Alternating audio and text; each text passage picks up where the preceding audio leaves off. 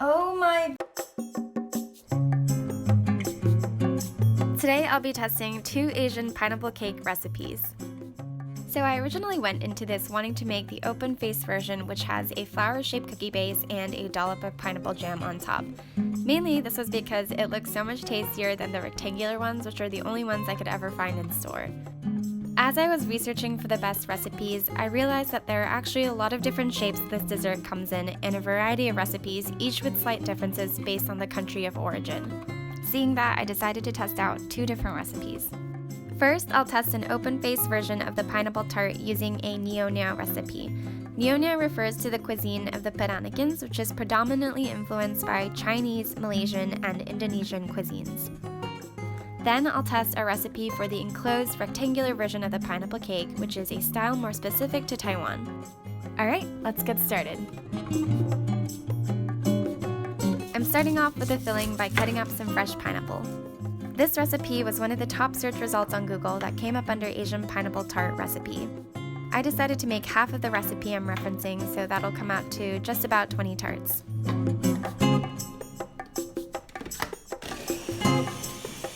Something to note is that this recipe uses spices in the filling, which is characteristic of the Nyona style pineapple tarts. This recipe specifically asks for cinnamon and clove. Once the filling started looking dried out, I added in the rock sugar. Rock sugar is less sweet than typical white sugar and is often used in Chinese cooking for adding a hint of sweetness to soups, marinades, and teas. I continued cooking until the sugar was completely dissolved and the filling had thickened. I then removed it from the heat, took out the spices, and let it cool while I worked on the dough. So this recipe uses margarine while the second one's going to use butter. The margarine in here will make the pastry less crumbly or soft than butter would, and the author of the recipe says using margarine instead of butter is traditional to the Nyona recipe. I hand kneaded the margarine into the flour, then added the wet ingredients and mixed it with a spoon until it came together into a ball. Then I wrapped that up in plastic wrap and put it in the refrigerator for 30 minutes.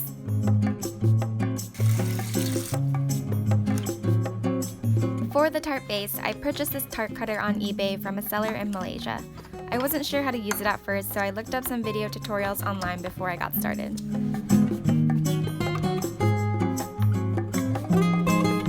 So this is the fun part, cutting out the tart bases with the mold. The cutter leaves a nice imprint in the middle for the filling, which I imagine will come in handy for many other cookie recipes.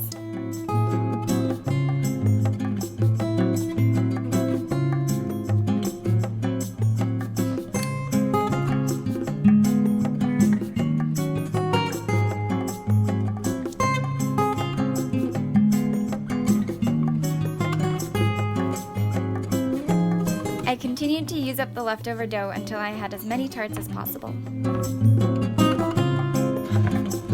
So I actually forgot the last step, which is egg wash, and that would have added some nice color and sheen to the tarts, but those are mostly visual things, so I wasn't too worried.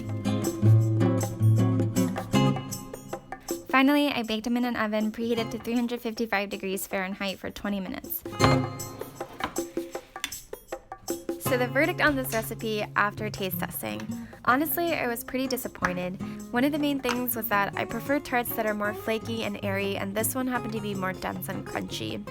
I also found that the filling wasn't sweet enough, which meant that I didn't add enough sugar. Although I followed the recipe accurately, the size of your pineapple can really vary, so you have to adjust the sugar amount accordingly. Lastly, I just wish that the tart held up the imprint of the cookie cutter a bit better. Based on my experience, I don't think this is the recipe I'd recommend, but I'm hopeful about the second one. Alright, moving on to the second recipe. I'm actually combining 2 recipes here, one for the filling and one for the dough. Historically, in the Taiwanese version, they used to add winter melon and maltose to the filling for a couple reasons, like to make it cheaper and to make the texture less fibrous. But I picked a recipe here using just pineapple as the main base.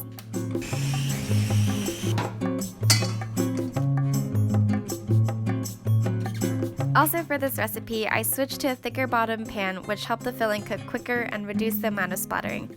I highly recommend finding a heavier bottom pan to make this step easier.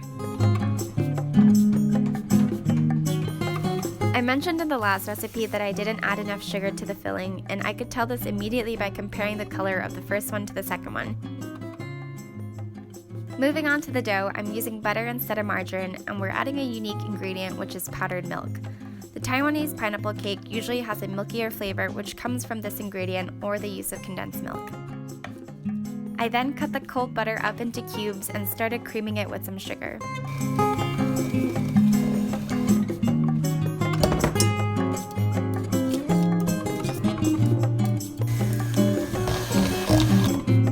After that, I added in the rest of the wet ingredients and then the dry. Once the dry ingredients went in, it started to get crumbly, so I switched to using my hands to knead the dough together until it came into a ball.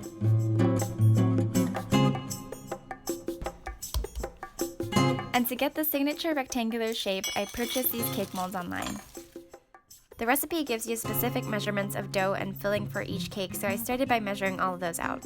It turned out that my molds are smaller than the ones the recipe maker had, so later I ended up just eyeballing what looked like would fit.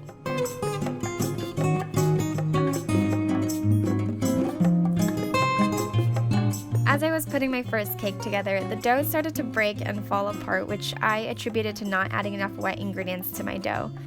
The way I worked around it was by flattening the dough as much as possible and gently folding the dough over the filling. It still cracked here and there, but for the most part it looked okay.